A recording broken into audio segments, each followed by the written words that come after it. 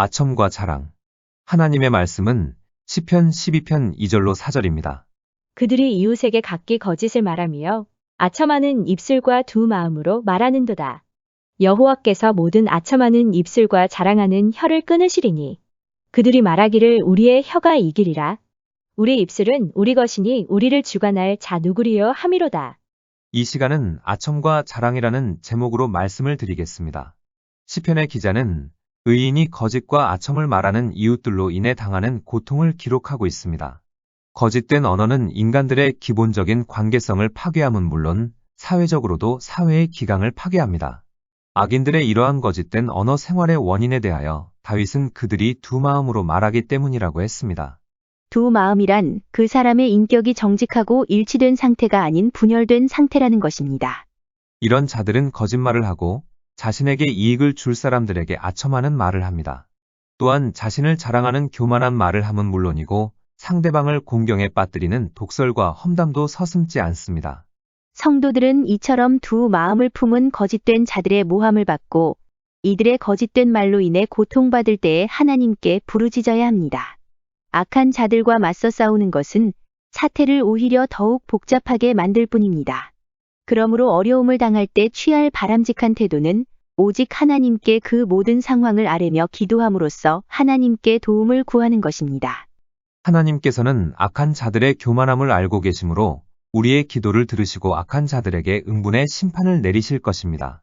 우리가 분명히 기억해야 할 것은 악을 악으로 대항하면 우리 안에서 사단의 영향이 점점 더 커진다는 것입니다. 그러나 우리가 악을 선으로 대하면, 즉 사랑과 온유함으로 대하면 사랑의 빛이 바람으로 어둠이 우리 심령 속에서 떠나게 됩니다. 세상 사람들은 돈이 없고 사업이 실패하고 전쟁으로 황폐해지는 것이 세대를 악하게 하는 것이라고 생각합니다. 그러나 성경은 세대의 악함을 다른 이유에 두고 있습니다. 사람들이 이웃에 대해 악한 불의를 품을 정도로 잔인해지고 가장 그럴듯한 우정 어린 말로 자신의 생각을 숨길 정도로 비열해지는 때가 악한 세대라는 것입니다. 그래서 고통하는 때가 이르는 것은 불의가 가득하기 때문입니다. 경건한 성도는 하나님과 사람에 대하여 진실한 양심을 지키는 사람입니다. 사람들은 아첨하는 자들의 거짓을 밝힐 수 없고 또한 거만한 것을 말하는 자들의 오만함을 낮출 수 없지만 의로우신 하나님은 모든 아첨하는 입술을 끊으십니다. 마치 이스라엘이 가장 낙담해 있었고 애굽 왕 바로가 가장 오만해져 있을 때 하나님이 이스라엘을 위하여 일하신 것처럼 억압당하는 자들이 고통과 낙담에 심연해 있을 때 이들을 위하여 하나님께서 나타나셔서 거짓과 아첨과 교만과 거만을 끊으실 것입니다. 하나님은 세대가 아무리 악하다 할지라도 하나님께서 택하신 남은 자들을 보호하십니다. 배신 행위가 보편적으로 행해지는 시대에도 하나님께서는 자기 백성을 알고 계시므로 하나님의 백성들로 하여금 그들의 온전함을 지키도록 하십니다. 중국의 고사성어 중 교원영색이라는 말이 있습니다. 남의 환심을 사려고 아첨하는 교묘한 말과 보기 좋게 꾸미는 얼굴빛을 의미합니다. 이는 교묘한 말과 아첨하는 얼굴을 하는 사람은 어진 이가 적다는 뜻입니다. 말을 그럴듯하게 꾸며대거나 남의 비위를 잘 맞추는 사람, 남에게 잘 보이려는 사람치고 마음씨가 착하고 진실된 사람이 적다는 것입니다. 이 말들은 모두 한 사람의 미성숙한 인격이 아첨이라는 부분적인 모습으로 드러나는 현상을 지적하고 있습니다. 인간관계에서도 아첨 때문에 여러 가지 불미스러운 일들이 일어나지만 신앙의 세계에서는 더욱 치명적인 결과를 낳습니다. 아첨하는 것이 자신을 속여 자신에게 아첨하는 일이 되고 궁극적으로 모든 지식과 지혜에 풍성하신 하나님 앞에서 아첨하는 일이 되기 때문입니다. 3절을 보면 여호와께서 모든 아첨하는 입술과 자랑하는 혀를 끊으시리니 라고 했습니다. 이는 시적 표현인데 히브리 시에서 말하는 평행법이 사용된 문장입니다. 아첨하는과 자랑하는이 서로 짝을 이루고 입술과 혀가 짝을 이룹니다. 이 평행구들은 모두 끊으시리니라는 서술어에 공통으로 걸립니다. 이 시적 표현의 의미를 살펴보면 아첨하는 입술과 자랑하는 혀가 모두 동일한 마음에서 비롯된 작용임을 알 수 있습니다. 첫째, 아첨과 자랑은 인정받고 싶은 욕망의 표출입니다. 사전적인 의미를 살펴보면 아첨은 남에게 잘 보이려고 알랑거리며 비위를 맞춤 또는 그렇게 하는 짓입니다.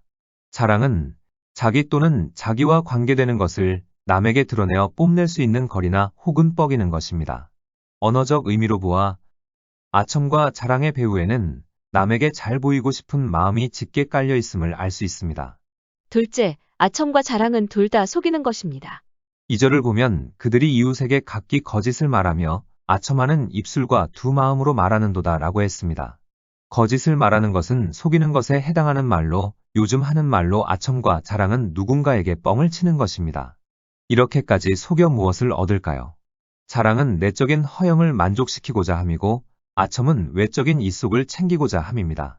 아첨은 그 대상에 따라 크게 세 가지로 나눌 수 있습니다. 아첨의 대상은 첫째, 하나님입니다. 하나님께 대한 아첨은 하나님께 잘 보이려는 행동입니다. 우리의 모든 소위를 다하시는 하나님께 아첨한다는 것이 어폐가 있기는 하지만 어리석은 인간들은 하나님의 불꽃 같은 눈을 속이고 아첨을 하려고 합니다. 하나님의 성품에 대한 무지가 인간을 대하듯 하나님을 대하게 하는 데서 오는 잘못인 것입니다. 인간은 두 가지 의도에서 하나님께 아첨합니다. 인간이 하나님께 아첨하는 의도는 먼저 하나님의 진노와 심판을 피하기 위해서 하나님 앞에 짐짓 의로워 보이는 행위를 하는 것입니다. 예를 들면 주일의 마음은 다른 곳에 두고 몸만 교회에 와 있는 사람들이 바로 그런 것입니다. 이들은 어마어마한 축복을 기대하고 나오지 않습니다. 다만 주일에 교회에 출석하지 않으면 그 주간에 무슨 일이 일어날 것 같은 불길한 예감에 나오는 것입니다. 세례 요한이 세례 받으러 나오는 무리에게 독사의 자식들아 라고 하며 고함쳤던 이유도 그들이 하나님 앞에서 진실한 참회 없이 형식적인 회개 의식으로 진노를 피하고자 세례받기를 원했기 때문이었습니다. 이것 또한 하나님께 대한 아첨인 것입니다. 한국 교회사 자료들 중에 100년 넘은 역사를 가진 어느 교회의 1920년대 당회록을 보면 다음과 같은 내용들이 있습니다.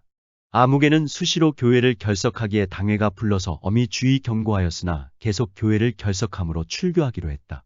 또 누구는 술을 먹은 사실이 밝혀져 엄히 꾸짖으니 그가 통절히 회개함으로 견책하기로 했다.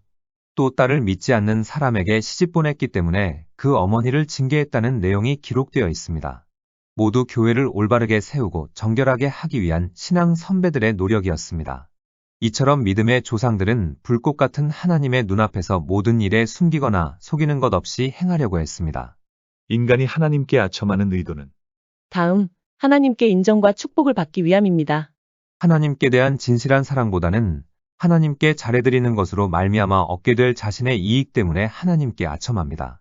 이런 상태에 있을 때 가장 효과적인 처방은 자기 열심을 내려놓는 것입니다. 자신의 참모습이 무엇인지 면밀히 들여다보고 거짓된 모습이 있다면 인정하고 고쳐야 합니다. 실제로 하나님 앞에서 좋은 성도가 되고 세상에서도 존경받는 존재가 되어야지 그런 것처럼 보이는 것은 아무런 소용이 없는 것입니다. 그러므로 혹시 자기 열심에 도취되어 신앙생활을 하고 있다면 잠시 숨을 고르면서 자신과 하나님과의 관계를 깊이 생각하며 재정립을 해야 합니다. 아첨의 대상은 둘째, 사람입니다. 상대방에게 받을지도 모르는 위협으로부터 자기를 보호하고 이익을 얻고자 할 때에 아첨하게 됩니다. 셰익스피어의 작품 햄릿과 폴로니어스의 다음과 같은 대화가 나옵니다. 저기 저 구름은 꼭 낙타처럼 생겼군. 맹세코 정말 낙타 같습니다. 나는 족제비 같다고 생각하는데. 족제비처럼 후퇴하는군요. 고래 같은데. 꼭 고래 같군요. 이 대화가 우스운 대화 같지만 아첨하는 자의 인격의 단면을 묘사하고 있는 대목입니다. 아첨은 타인에게 선대하는 것과는 전혀 다른 개념입니다. 선대하는 것은 진심을 담아하는 행위이지만 아첨은 진심이 없습니다. 성경에서는 아첨에 기여하는 몸의 기관을 혀로 묘사하고 있습니다. 요한일서 3장 18절에 자녀들아 우리가 말과 혀로만 사랑하지 말고 행함과 진실함으로 하자. 말로만 하는 섬김이 얼마나 믿을 수 없는 것인지를 보여주는 말씀입니다. 그래서 예수님께서 비유로 말씀하셨습니다. 어느 날 한 아버지가 아들들에게 포도원에 가서 일하라고 명했습니다. 이때 맏아들은 예라고 대답했지만 가지 않았고 둘째 아들은 싫어요 라고 대답했지만 곧 뉘우치고 가서 열심히 일했습니다. 둘 중 누가 아버지의 뜻대로 하였을까요? 둘째 아들입니다. 혀로만 대답하고 정작 행하지 않는 것은 좋은 말솜씨로 간사하게 아부하는 것입니다. 아첨의 대상은 셋째, 자신입니다. 이것은 하나님과 사람에게 아첨하는 것과 다릅니다. 이것은 진심으로 행하는 아첨이기 때문입니다. 아첨의 대상이 하나님과 사람일 경우에는 자기를 보호하거나 분에 넘치는 유익을 얻으려는 동기로 아첨을 합니다. 그런데 그 대상이 자기일 경우 인간은 자기 자신에게 해줄 수 있는 최선의 것을 하면서 살려고 애쓰기 때문에 달리 잘 보일 이유가 없습니다. 더 이상 잘해줄 것이 없을 정도로 그 누구보다 자신을 위하는 것이 사람이기 때문입니다. 그런데 왜 자신에게 아부를 할까요? 그것은 자기 아첨은 자신에 대한 공정성을 잃고 지나치게 자신의 편을 들어줌으로써 마땅히 행해야 할 의무로부터 자신을 이탈시키거나 죄에 빠진 자신을 정당화하는 상태로 나타납니다. 자신에게 아첨하고 나면 양심의 가책이 현저하게 감소합니다.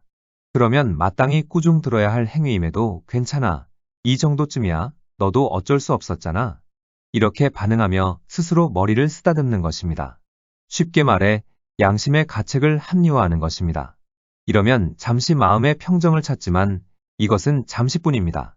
마지막에 모든 것이 다 드러날 때 자기 자신의 머리를 쓰다듬으며 위안을 받았던 사람들은 부끄럽게 하나님 앞에 설 것입니다.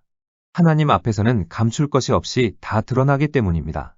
양심의 가책을 아첨으로 덮어버리고 자신이 정당한 것처럼 꾸며도 하나님 앞에서는 있는 것은 있는 것이고 없는 것은 없는 것입니다. 아첨을 하나님에게 하든 사람에게 하든 자신에게 하든 아첨하는 사람은 성품이 올곧지 않습니다. 왜냐하면 아첨의 대상이 반응하는 것에 따라 수시로 변화하기 때문입니다. 이것은 낙지가 접시에도 컵에도 사발에도 아무 저항 없이 담는 대로 그 용기에 담기듯이 흐느적거리기 때문입니다. 낙지 같은 연체동물처럼 흐늘대는 부패한 성품을 고치지 않는 이상 아첨하는 입술은 끊이지 않고 움직일 것입니다. 그러므로 우리는 자신을 돌아보며 아첨하는 태도의 근원을 집요하게 파고 들어가야 합니다. 어디에서부터 잘못된 태도가 형성되기 시작한 것인지 생각해 봐야 한다는 것입니다. 자신의 생활 속에서 아첨하는 삶이 이어지고 있다면 이것은 인생의 중심에 하나님을 모시지 않았다는 증거입니다. 하나님께서 중심에 계시지 않은 뼈대 없는 낙지 같은 성도는 하나님 한 분만으로 만족하지 못합니다. 그러므로 자신의 영혼이 하나님 이외의 다른 것에서 즐거움을 찾기 시작한다면 심각하게 고민해 봐야 합니다. 하나님으로 만족할 수 없는 인간은 가는 곳마다 자기 만족을 위한 자랑을 하게 될 것입니다. 자랑을 하기 위해 자신의 본래 모습은 감추고 하나님과 사람과 자신에게 아첨하는 삶을 살 것입니다.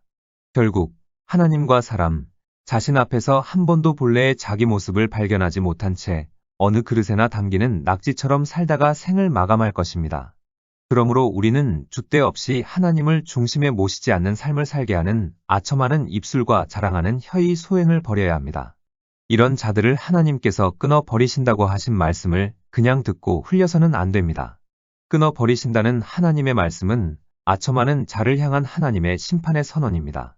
성도는 이러한 행위로부터 멀어질 뿐 아니라 아첨으로 인하여 마음의 눈이 어두워지기 전에 아첨과 자랑을 하는 자들로부터도 멀어져야 합니다. 악한 세대의 가장 큰 증거는 진실이 없다는 것입니다. 악한 시대에는 거짓말과 아첨과 두 마음으로 말하는 것이 널리 행하여집니다.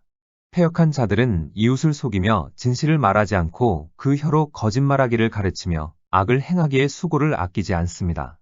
그러나 하나님을 사랑하는 자들은 여호와께서 기뻐하시는 진실을 행하기 위하여 기도합니다. 잠언 12장 22절에 거짓 입술은 여호와께 미움을 받아도 진실하게 행하는 자는 그의 기뻐하심을 받느니라. 악한 자들은 그들이 말하기를 우리의 혀가 이기리라. 우리 입술은 우리 것이니 우리를 주관할 자 누구리요 라고 말하며 그들 자신을 신뢰합니다.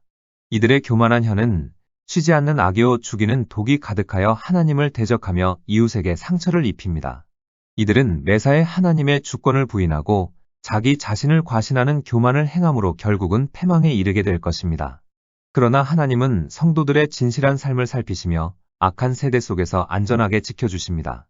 또한 하나님은 견고한 망대이시므로 의인은 그곳에서 안전을 얻을 수 있으며 여호와를 의지하는 자에게는 어떤 경우에라도 안전하게 보호하시는 하나님의 도우심이 함께 하실 것입니다.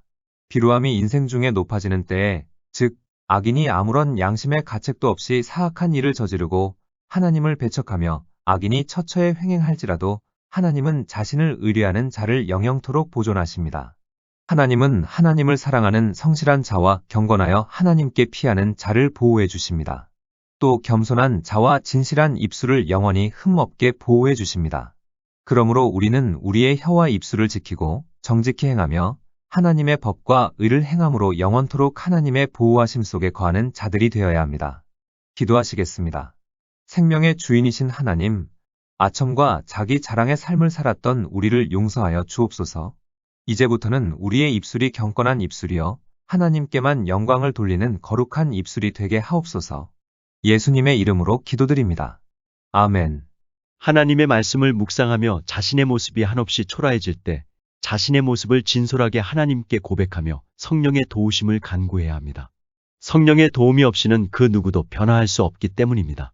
그리고 매 순간 예수님의 보혈을 의지하여 하나님께 나아가야 합니다. 하나님께서는 내 형편이 어떠하든 내 신분이 무엇이든 무슨 죄를 지었든 변함없이 나를 사랑하십니다.